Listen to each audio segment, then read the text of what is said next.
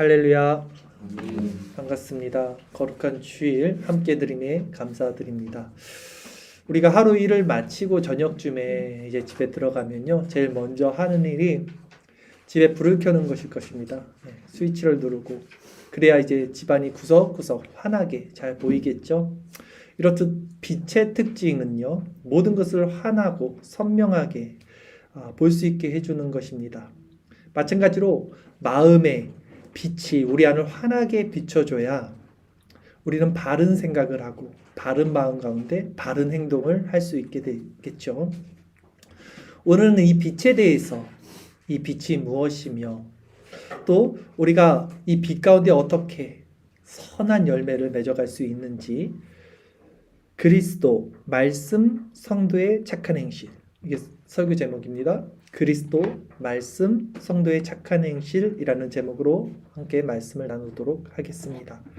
오늘 본문 누가복음 11장 33절 말씀 같이 읽겠습니다. 누구든지 등불을 켜서 움속이나 말 아래 두지 아니하고 등경 위에 두나니 이는 들어가는 자로 그 빛을 보게 하려 함이라. 아멘. 오늘 이 본문 배경은요, 예수님께서 자신이 하나님의 아들이심의 표적을 많이 보여주셨음에도 그것을 믿지 않던 유대 종교 지도자들을 향해서 하시는 말씀입니다. 내가 빛인데 너네들이 어둠이라 이걸 보지 못하는구나 라는 말씀에서 하시는 것이죠.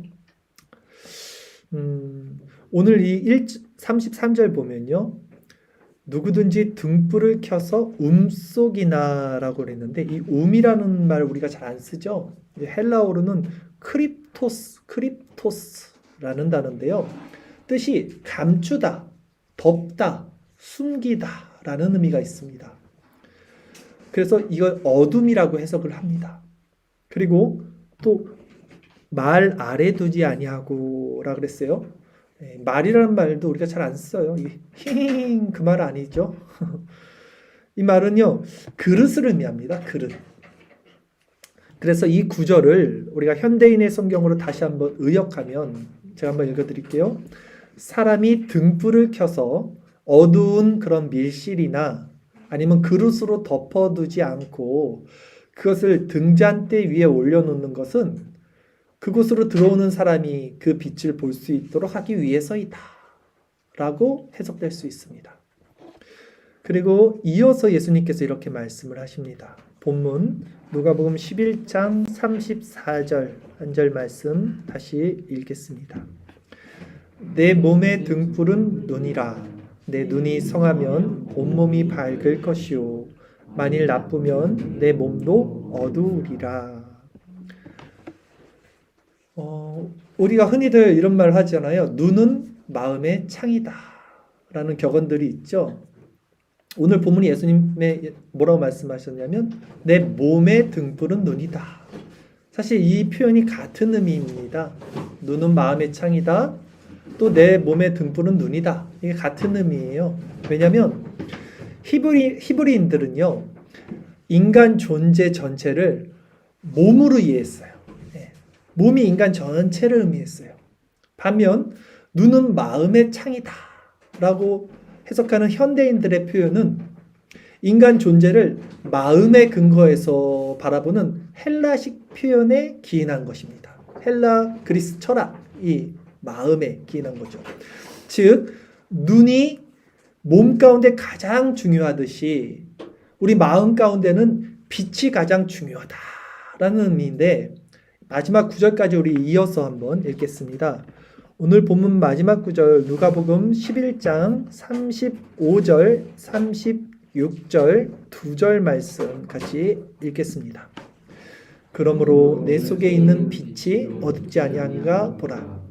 내 온몸이 밝아 조금도 어두운 데가 없으면 등불이 빛이 너를 비출 때와 같이 온전히 밝으리라 하시니라.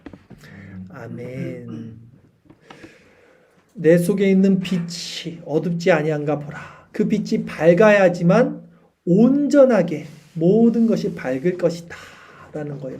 이 빛이 오늘 말씀을 통해 우리 안에 환하게 비춰주기를 소망합니다. 여기서 이 빛은요, 헬라어로 포스라는 단어입니다. 포스. 스타워즈 영화 혹시 보신 적 있어요, 예전에? 거기 포스 나옵니다. 포스. 우주의 힘, 기원, 포스. 같은 단어는 아니지만 이 빛이 바로 포스인데요. 이 빛이 무엇인지에 대해서 오늘 살펴볼 것입니다. 이 빛이 무엇인지 힌트가 있어요. 오늘 설교 제목이 바로 힌트입니다. 이 빛이 무엇인지 느낌이 오시죠? 이 빛이 그리스도, 말씀, 성도의 착한 행실이에요. 자, 첫 번째, 오늘 설교 제목에서도 알 수 있듯이 먼저 이 빛, 포스는 예수 그리스도 자신을 가리킵니다. 그리고 두 번째, 말씀을 가리킨다고도 할 수 있어요. 우리가 성경을 통해서 이 구절을 한번 찾아볼게요. 주의 설교 말씀 구절, 요한복음 1장 9절에서 14절까지 말씀 함께 읽겠습니다. 참 빛, 곧 세상에 와서 각 사람에게 비추는 빛이 있었나니 그가 세상에 계셨으며 세상은 그로 말미암아 지은 바 되었을 때 세상이 그를 알지 못하였고 자기 땅에 오매 자기 백성이 영접하지 아니하였으나 영접하는 자 곧 그 이름을 믿는 자들에게는 하나님의 자녀가 되는 권세를 주셨으니 이는 혈통으로나 육정으로나 사람의 뜻으로 나지 아니하고 오직 하나님께로부터 난 자들이니라. 말씀이 육신이 되어 우리 가운데 거하심에 우리가 그의 영광을 보니 아버지의 독생자의 영광이요 은혜와 진리가 충만하더라. 아멘. 이는요 혈통이나 육정이나 사람의 뜻으로 날 수 있는 것이 아니라 오직 하나님께로부터 났어요. 하나님께로부터 난 것이 무엇인지, 이 빛을 가진 자들의 속성이 무엇인지 우리가 살펴볼 것입니다. 이 빛은 무엇입니까? 참빛, 곧 세상에 와서 각 사람에게 비추는 빛이 있었어요. 바로 예수 그리스도 자신이 빛입니다. 또한 이 빛은 무엇입니까? 말씀이 육신이 되어 우리 안에 거한다 했어요. 예수 그리스도가 말씀이 돼서, 그 말씀이 육신이 돼서 우리 안에 거하는 말씀이라고도 할 수 있습니다. 그러기에 이 빛은 예수 그리스도 자신과 그분의 말씀을 가리킵니다. 또한 이 빛은 그 말씀의 조명을 받은 우리들, 성도의 선한 열매라고도 할 수 있습니다. 그래서 오늘 설교 제목이 그리스도, 말씀, 성도의 착한 행실이에요. 에베소서 5장 8절 9절 말씀, 주의 설교 말씀 구절 같이 읽겠습니다. 너희가 전에는 어둠이더니 이제는 주 안에서 빛이라. 빛의 자녀들처럼 행하라. 빛의 열매는 모든 착함과 의로움과 진실함에 있느니라. 아멘. 분명히 너희가 에베소 교회에게 말했지만 공이 적용됩니다. 우리 교회인 성도들에게 너희가 전에는 어둠이더니 이제는 주 안에서, 그리스도 안에서 빛이 됐다는 것입니다. 이렇듯 이 빛은 예수 그리스도 그리고 그분의 말씀과 말씀의 조명을 받은 성도의 선한 행위라고 정의 내릴 수 있습니다.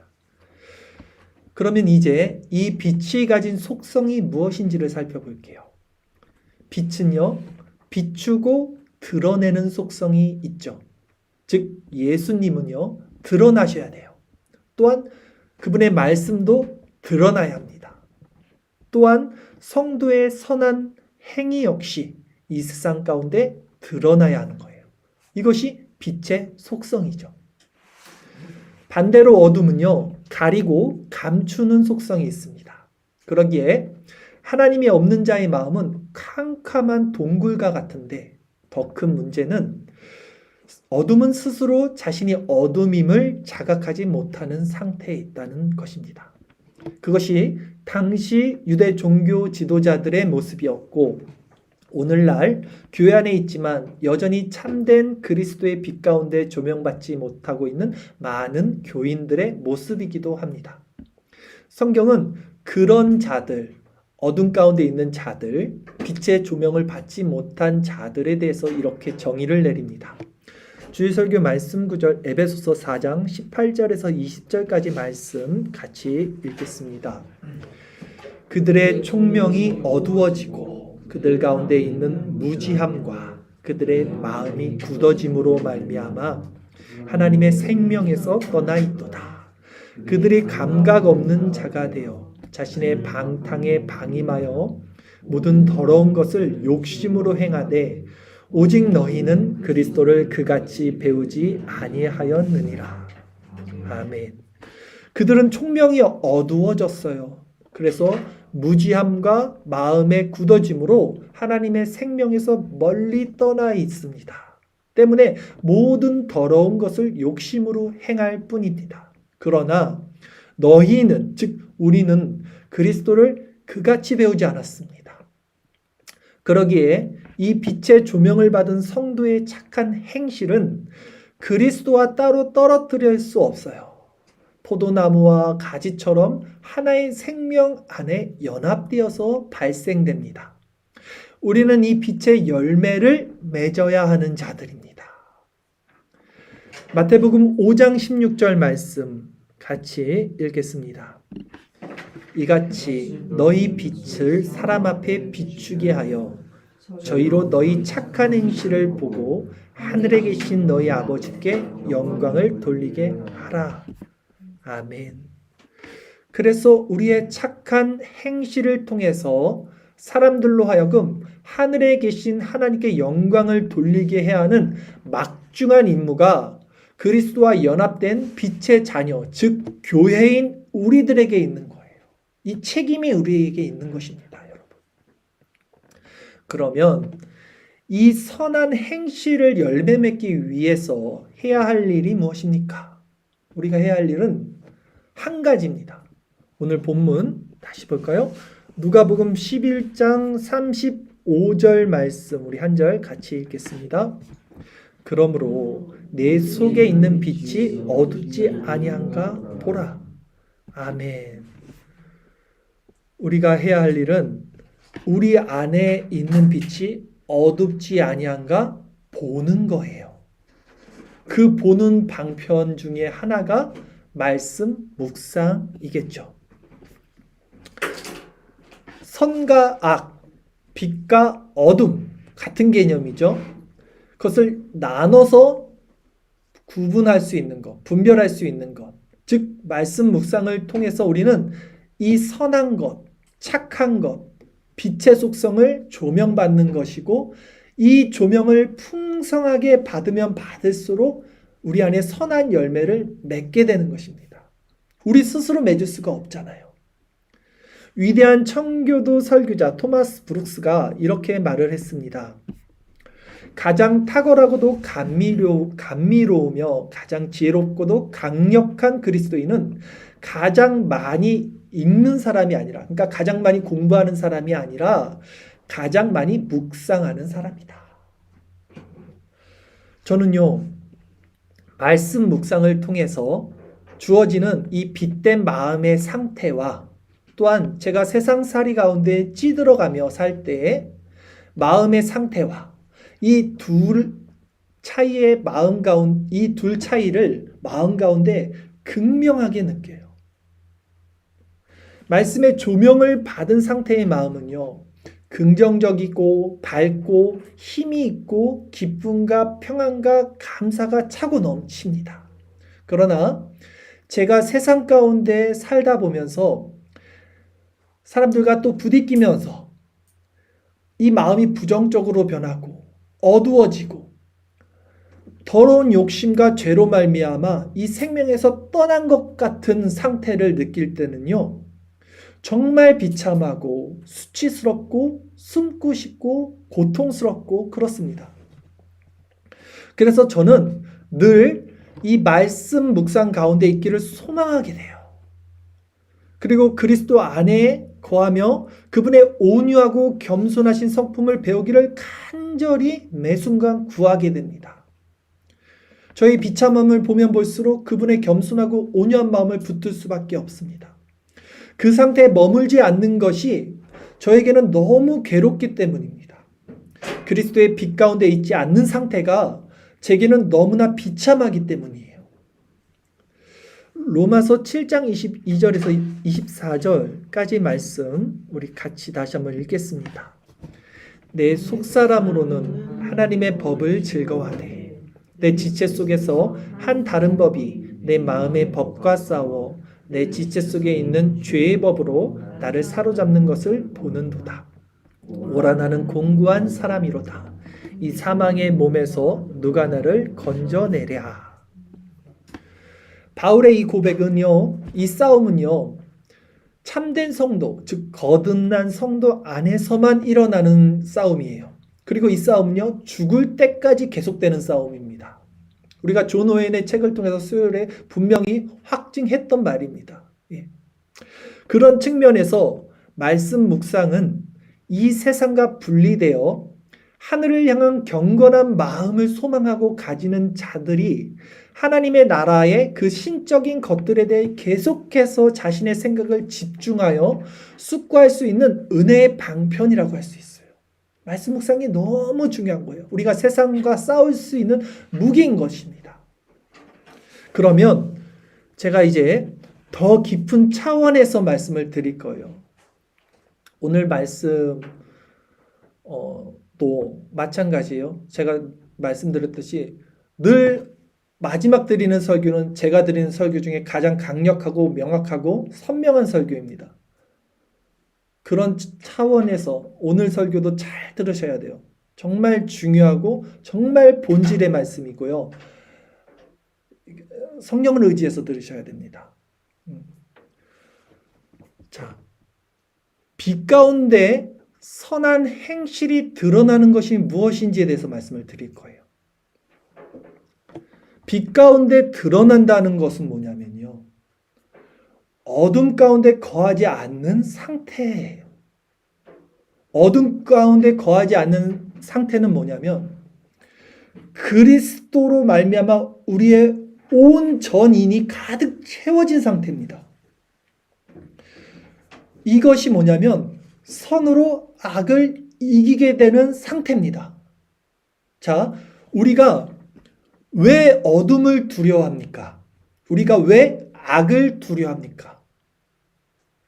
사단의 손 아래에 같은 프레임 안에 또 같은 속성 안에 속성 가운데 있을 때 우리는 어둠과 악의 세계에 갇혀서 사단을 두려워할 수밖에 없어요.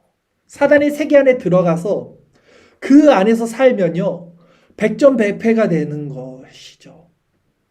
반대로 우리가 사단의 악이 그 밖에 있고 다른 프레임 안에 있고 다른 속성 가운데 있으면 그때 사단은 절대로 우리를 위협하거나 해칠 수 없고 우리는 그 세계를 두려워하지 않게 됩니다. 그 어둠의 세계를. 왜냐하면 빛과 어둠은 섞일 수가 없기 때문이에요. 이 둘은 다른 세계예요. 생각되어지는 상태가 달라요.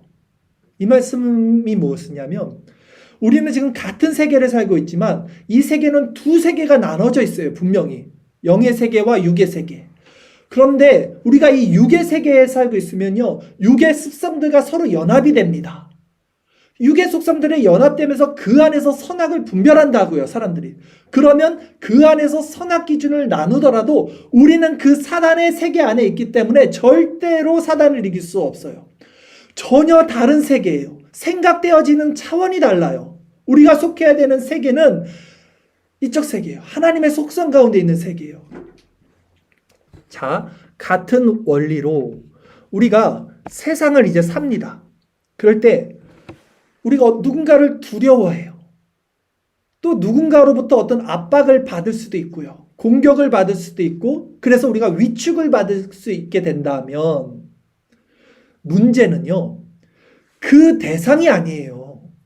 그 상대가 나를 지금 공격하고 나에게 압박을 가했다고 그 상대에게 잘잘못을 따지는 그 상태가 겉사람의 소욕이에요. 그게 아니라 지금 내 마음이 어디에 있는지를 점검하고 분별해야 돼요, 여러분. 우리가 싸울 대상은요, 나를 괴롭히는 그 상대가 아니라 내가 속한 프레임, 내가 속한 속성이 어디인지를 점검해야 돼요. 우리는 세상 이치를 가지고 그 그 안에서 잘잘못을 따지는 사람이 아닙니다. 같은 프레임 안에서 선으로 악을 이겨도 이긴 것이 아니에요. 그 프레임, 그 속성 안에서는 성도는 질 수밖에 없어요. 빛과 소금은 질 수밖에 없어요. 버려질 수밖에 없어요. 밟힐 수밖에 없어요. 더 추한 모습이 될 수밖에 없어요. 그들과 같은 세계관 안에서 싸우면. 근데 사람들이 착각하는 거예요. 선으로 악을 이긴다는 것은 그런 의미가 아닙니다. 우리가 세상을 이기는 원리는 세상과 같은 프레임 안에 있지 않은 상태에서만 가능해요. 그것이 선으로 악을 이기는 원리입니다. 그러려면 빛의 조명을 받고 빛 가운데 있는 상태를 경험해야 돼요. 제 이 설교를 무슨 말인지 경험이 돼야 돼요. 실체적으로 내 안에서 영혼이, 심령이 이 상태가 반드시 내 속사람 그리고 내 겉사람 안에서 어떻게 나눠지고 있는지를 경험되어져야 돼요. 이게. 선으로 악을 이기라는 것은요. 빛으로 어둠을 몰아내는 것과 같은 개념입니다. 그렇죠? 즉 악이 없는 선의 상태에 거하는 것을 의미해요. 그래서 그 악이 없는 선 자체로 내가 악 앞에 서면 악은 알아서 자멸합니다. 왜? 빛이 비추면 어둠은 사라지게 돼요. 이 원리를 알고 이 원리 가운데 세상에 우리가 나가야만 진정 악한 세상 가운데서도 우리가 빛 가운데 선한 행실로 열매를 맺을 수 있는 거예요. 이게 안 되면 내가 다른 사람들에게 선하게 대해야지라고 한다는 그 율법적 콤플렉스를 우리는 갖고 있게 되기 때문에 결국 어떻게 되는지 아세요? 세상에게 조롱을 받는다고요. 더 약 올려요, 세상 사람들은. 그 프레임 안에서 싸우니까 당연히 질 수밖에 없죠. 참는 거예요, 내가. 율법의 컴플렉스 때문에. 아, 내가 착하게 해야 되는데, 선하게 해야 되는데. 사탄이 그걸 너무 잘하는데요. 그러기에 지금 우리가 주중에 함께 나누고 있는 새벽 기도 모임이요. 너무나 중요합니다, 여러분. 우리는 이 모임을 통해서 반드시 신령한 빛의 조명을 체험해야 돼요. 경험해야 돼요. 날마다 우리가 만나를 먹고 살아가는 것처럼 새 힘을 공급받아야 됩니다. 청교도 신학자 루이스 베일리는 성도가 아침에 일어나서 가장 먼저 해야 하는 말씀 묵상에 대해 6가지 내용으로 성도들을 권면했습니다. 제가 이 말씀을 좀 가져왔는데요. 이 말씀을 잘 기억하면서 아침마다 한번 말씀 묵상 가운데 적용하기를 바랍니다. 6가지 내용이 좀 길지만 한번 말씀드릴게요. 첫째, 눈을 뜰 때 부활의 날에 대해서 묵상하라는 거예요. 딱 눈을 떴어요. 부활의 날에 대해서 묵상을 해보십시오. 전능하신 하나님께서 오늘 아침 육체의 잠을 자고 있는 그대를 잠자리에서 깨우신 것처럼 죽은 자가 다시 살아나는 날에 사망의 잠을 자고 있는 그대의 몸을 무덤에서 일으켜 세우실 것이다. 믿음의 눈으로 장래의 영광스러운 광채를 미리 보기 위해서 애쓰라는 것이죠. 두 번째, 지난밤에 하나님께서 그대를 보호하셨음을 묵상하라. 그대가 잠들어 스스로 도울 수 없을 때에도 밤낮 우는 사자처럼 그대를 삼키려 돌아다니는 악한 영은 그대 곁에 얼마나 가까이 다가와 있는지 모른다. 결코 주무시지도 졸지도 않는 하나님께서 그분의 섭리를 통해서 그대와 그대의 소유를 지켜주시지 않았다면, 그리고 그분이 거룩하고도 복된 천사들로 하여금 그대를 보호하게 하시지 않는다면 그 악한 영이 그대에게 어떠한 해를 끼쳤을지도 모르는 일이다. 셋째, 알람 소리를 들을 때 마지막 날에 울려 퍼질 나팔 소리에 대해서 묵상하라. 그리고 그대를 죽은 자들 가운데서 일으켜 세울 마지막 날의 나팔 소리를 생각하라. 넷째, 그대가 하나님의 엄위하신 임재 앞에 있음을 묵상하라. 전능하신 하나님께서 그대의 침대 곁에 계셔서 그대의 눕고 일어나는 것을 보시며 그대의 생각을 밝히 아시고 그대의 모든 행위를 아신다는 것을 기억하라. 그리하여 하나님의 엄위하신 임재 앞에 있는 것처럼 모든 행동을 하라. 코람데오죠, 이것이. 하나님이 존전 앞에 있다는 자각. 다섯째, 옷을 입을 때, 아침에 일어나서 옷을 입을 때 그대의 영적 수치와 그리스도의 의의 옷에 대해 묵상하라. 그대가 옷을 입는 동안 옷이라는 것이 원래 범죄의 결과로 수치를 가리기 위해 주어진 것임을 기억하라. 그리고 옷이 그대의 수치를 가리고 추위로부터 몸을 보호해주는 것처럼 그대의 영혼이 신중히 그리스도의 의의 의복을 입어야 한다는 것을 묵상하라. 마지막 여섯 번째, 매일 아침 하나님의 자비가 얼마나 새로운지 묵상하라. 매일매일 새로운 날을 주심을 묵상하라는 거예요. 하나님의 자비는 그대에게 매일 새로운 생명을 주시고 쉬지 않고 달려온 해로 다시 떠올라 그대에게 빛을 비추게 하신다. 그러므로 이렇게 영광스러운 빛이 헛되지 않도록 오늘 하루를 힘쓰라. 좋죠? 이 여섯 가지 내용을 아침마다 우리가 묵상할 수 있다면 우리 안에 착한 행실이 빛으로 드러날 것입니다. 이렇듯 선으로 악을 이긴다는 것, 빛 가운데 거한다는 것은요, 하나님의 속성 가운데 계속 머물러서 묵상하는 것을 의미합니다. 오늘 인용을 많이 하는데요. 토마스 케이스란 분이 이렇게 말했습니다.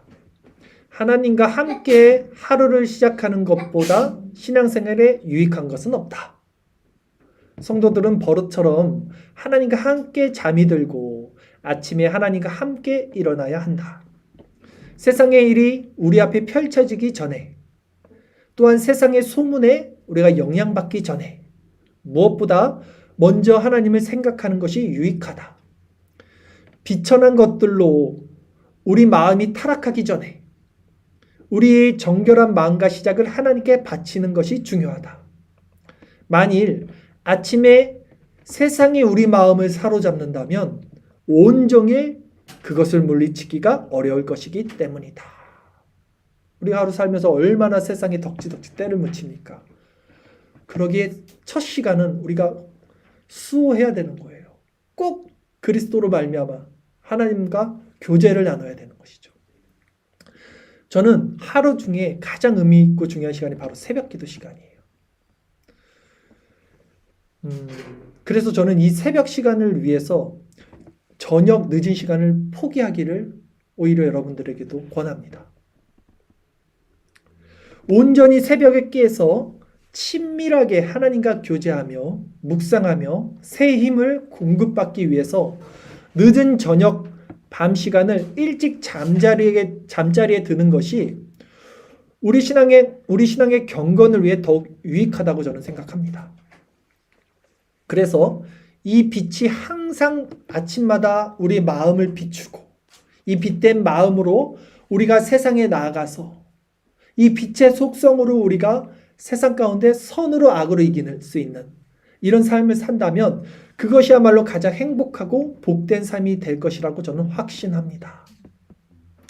그리고 우리가 묵상을 통해 이 땅 가운데 이런 천국의 막, 이 빛의 속성 가운데 지속적으로 이 센스 오브 어트, 마음의 감각, 하나님의 신령한 은혜를 맛봐야지만 이것을 맛본 자들이 결국 하나님의 영광이 이제 영원토록 비치고 더 이상 어둠이 없는 그 세계에서 그리스도와 함께 이 영광을 누리게 될 것이에요. 주의 설교 말씀 구절 요한계시록 21장 23절에서 25절까지 말씀 같이 읽겠습니다. 그 성은 해나 달의 비침이 쓸데없으니 이는 하나님의 영광이 비치고 어린 양이 그 등불이 되심이라. 만국이 그 빛 가운데로 다니고 땅의 왕들이 자기 영광을 가지고 그리로 들어가리라. 낮에 성문들을 도무지 닫지 아니하리니 거기에는 밤이 없음이라. 아멘. 죄가 없는 곳이에요. 어둠이 없는 곳입니다. 이 땅 가운데 이런 속성으로 살아야지만, 맛봐야지만 우리가 또 세상을 이길 수 있다는 것입니다. 이제 말씀을 정리합니다. 오늘 우리는 예수님께서 말씀하신 빛에 대해서 살펴봤어요. 이 빛은 무엇이었습니까? 첫째, 예수 그리스도. 둘째, 그분의 말씀. 셋째, 그 말씀의 조명을 받은 성도의 착한 행실이었습니다. 우리가 이 빛 가운데 살면서 평안과 기쁨을 누릴 수 있는 방법은 기록된 말씀인 성경을 통해서 매일 부단히 말씀 묵상을 하는 것인데, 특히 새벽에 우리가 이 은혜의 방편을 맛보는 것이 중요하다라고 말씀을 전했습니다.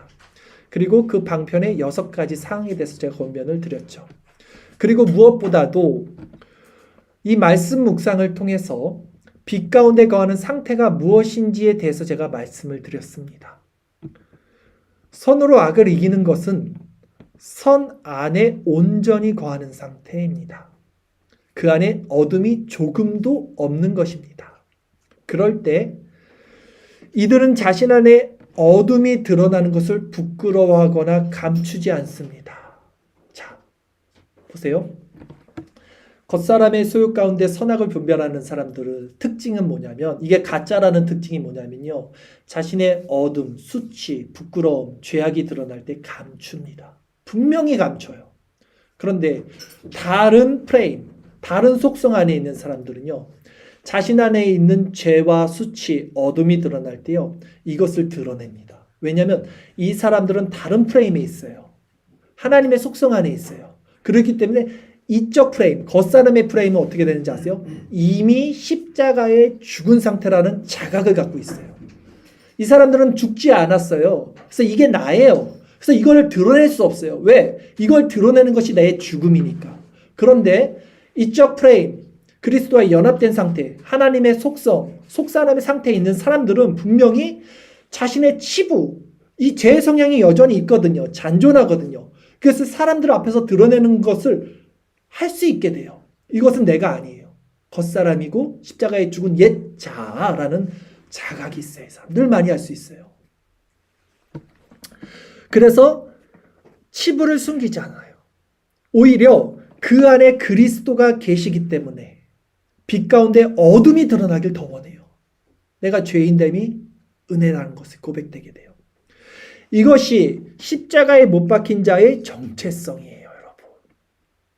오늘 이 아침 이 빛된 상태에 거하기를 원합니다. 우리 심령을 이 빛이 환하게 비추어 그리스도와 연합된 하나님의 사랑과 또 이웃사랑이 온전히 실천되어서 우리가 이 땅 가운데서도 하나님의 자녀대로 살고, 또 영원한 하나님의 나라에서는 정말 더 이상 어둠이 없고 죄가 없는 곳에서 그리스도와 함께 왕노릇하는 저와 여러분 되기를 소망합니다. 마지막으로 요한일서 2장 9절 10절 말씀 우리 함께 읽도록 하겠습니다. 함께 읽겠습니다.